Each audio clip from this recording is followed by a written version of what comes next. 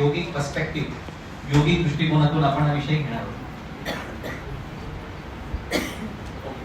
याच्यामध्ये जो तात्विक भाग आहे ना, तो तात्विक भाग मध्ये मला इंटरेस्ट नाही, कारण तुम्ही तुमच्या कुठल्याही इंटरनेटच्या माध्यमातून बघायला सुरुवात केली की तुम्हाला त्याच्यामध्ये कमीत कमी लाख पानं मिळतील. ठीक आहे, तर ते लाख पानं मी तुम्हाला दाखवण्यामध्ये माझी इच्छा नाही. मला जे दाखवायचे ते तुम्हाला कुठे रेडीमेड मिळणार and that will be absolutely unique. बरं, मी फक्त मराठीतनं बोललं तर चालेल? You want me to speak in English as well? Okay, my presentation would be in English and my communication may be in all three languages. Okay, Hindi, Marathi as well as in English. चालेल record sir? आपली काय हरकत नसेल तर? Okay, thank you. सुरुवातीला आपण आपली जी प्रार्थना झाली ना, आपल्या वर्कशॉपचा संपूर्ण साथ त्या शुभम करोति कल्याणम त्या प्रार्थनेमध्ये दडलेली. शुभम करोति कल्याणम, टीचर कल्याण माझ्या विषयाशी संबंधित. आरोग्याशी संबंधित आहे, तुमच्या समोरच दिसतंय. What is health? शुभम करोति कल्याणम आरोग्यम धन संपदा. म्हणजे आरोग्य हेच धन हीच संपदा. So health is very important. आणि त्याच्या पुढचं वाक्य तर आणखी महत्वाचं, कारण तिच्यामुळे सगळी गडबड होते. शत्रुबुद्धी. तर ही प्रार्थना मॅडम ही संपूर्ण माझ्या आजच्या सत्राचं सार आहे. त्याची प्रार्थना जेव्हा चालू होती ना, तेव्हा माझ्या डोक्यात तेच विचारत होते. शुभम करोति कल्याणम आरोग्य धनसंपदा आणि शत्रुबुद्धी, त्याच्यावर पण आपण बोलणार आहोत. शत्रुबुद्धीवरती पण बोलणार आहोत, कारण तो एक मला प्रॉब्लेम असा आहे की कितीही प्रयत्न केला तरी तो शत्रू काही डोक्यातनं जात नाही. तो राहतो तिथे निवांत झोपलेला असतो तो, पण त्रास मला होतो.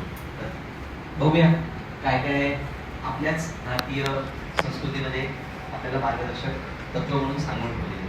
ठीक आहे, तर सुरुवात आपण करूया. What is health? बोलून उत्तर दिलं तर चालेल, फक्त मोठ्याने उत्तर द्या, जेणेकरून तुमचा आवाज सर्वत्र पोहोचेल. ठीक आहे, थोडंसं मी वेगात जाणार आहे, कारण ज्या गोष्टी तुम्हाला कुठेही मिळतील त्याच्यावरती मी जास्त वेळ माझा दवडणार नाहीये. तर सुरुवातीला आरोग्य धनसंपदा. In your on definition, how you define the health? Fast. Physical and wonderful. Very good, very good, very good,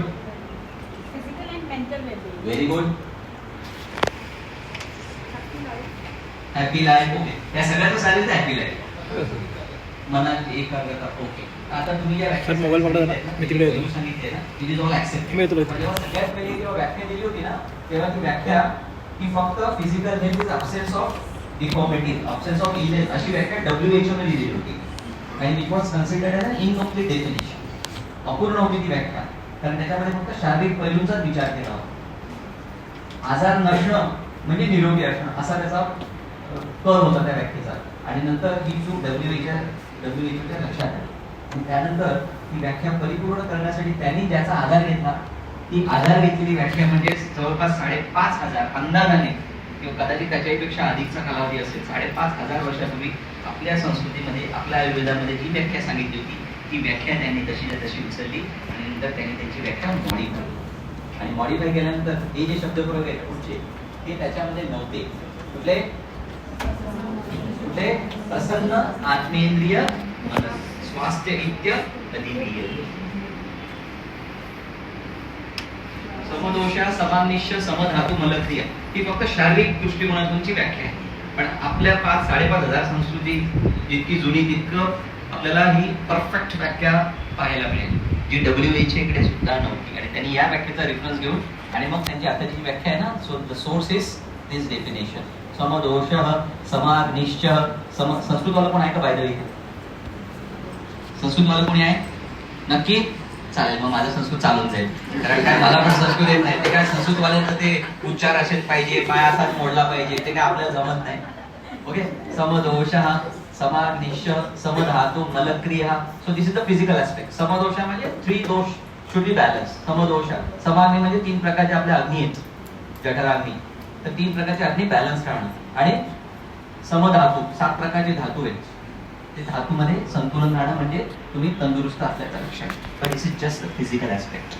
this is just the physical aspect. पुढचा जो भाग आहे ना, तो जास्त महत्त्वाचा.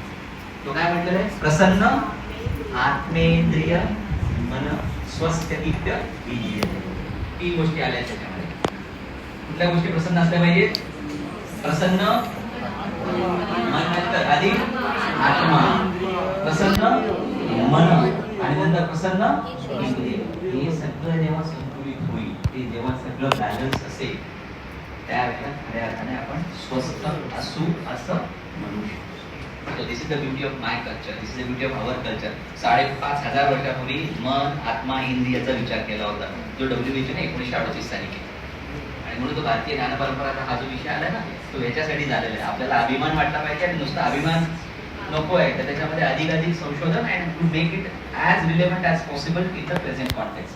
हा हेतू मनात ठेवून आपण IKS विषय शालेय स्तरावरती पण आता बहुतेक येत्या शैक्षणिक वर्षापासून येणार आहे. Okay, so we know the definition of health. Okay, and as you very rightly said, this has got two components. What are those two components? Physical and mental. आता आपण सगळे शिक्षक आहेत, हा काय MBBS चा क्लास नाहीये, त्याच्यामुळे पहिलं जे अंग आहे फिजिकल ऍस्पेक्ट, त्याच्याबद्दल मी बोलणार नाही. ठीक आहे, तर तुम्ही व्हेज खायचं का नॉन व्हेज खायचं का फास्ट फूड खायचं का स्लो फूड खायचं, माझा त्याच्याशी संबंध नाही, ते तुमचं तुम्ही ठरवायचं. ठीक आहे, because we are not from medical field. दुसरा जो भाग आहे तो आपला भाग आहे. Okay, so I'm going to focus on that from the stress management perspective. Okay. आता हा एक एक्सरसाइज आहे, हा मी स्किप करतो. दुसरा जो भाग आहे प्रसन्न आत्मेंद्रिय मन स्वस्थ इत्य पीयते, यालाच आपण स्वस्थ व्यक्तीचं लक्ष किंवा स्वस्थ व्यक्ती किंवा फिट व्यक्ती असं आपण म्हणू. So our focus is not a first, our focus is the second part. I hope you point is clear. प्रसन्न आत्मेंद्रिय मन. Okay, so happy soul, happy sense and happy mind are the feature of happiness. So let us actually start. सगळ्यांकडे mobile आहेत ना? आपल्याला mobile लागतील, because this is the e-workshop. कुठे कागद पेन्सिल आपल्याला लागणार नाही, एव्हरीथिंग विल बी ई. ठीक आहे, आणि तुमच्या सगळ्यांकडे 5G असं मी गृहीत धरतो. म्हणजे मग स्पीड अप होतो, थोडं स्पीड अप. आता लगेच व्हॉट्सअप बघू नका मॅडम, थांबा जरा, लगेच सुरू झालंय, 12:30 संपलं असं म्हणतात. सुरू झालेलं आहे. So what is the journey of our life? What is the journey of our life? माहिती आहे मॅडम, आपण किती वर्ष या पृथ्वी तलावरती आहोत, सिरियसली, है ना? So our journey of life is this.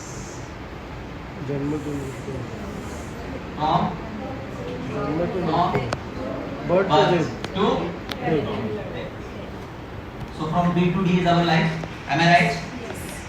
What is our life from B to D? But या B to D च्या मध्ये there is always one choice. What is that? B to D आपल्या हातात नाही. कोणाच्या कोटी जन्म घ्यायचा होता माहित नाही, चॉईस दिला असं तर बदलला असता, आहे की नाही? असं मी विचारलं तर कोणी म्हणत नाही, पण मनात असतं, अरे काय अंबानी होता आणि कोण टाटा होते,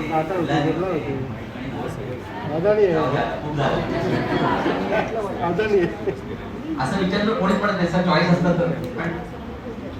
so we don't have choice for B as well as we don't have choice for D. ठीक आहे, कधी केव्हा कुठे आपल्या हातात नाही. But between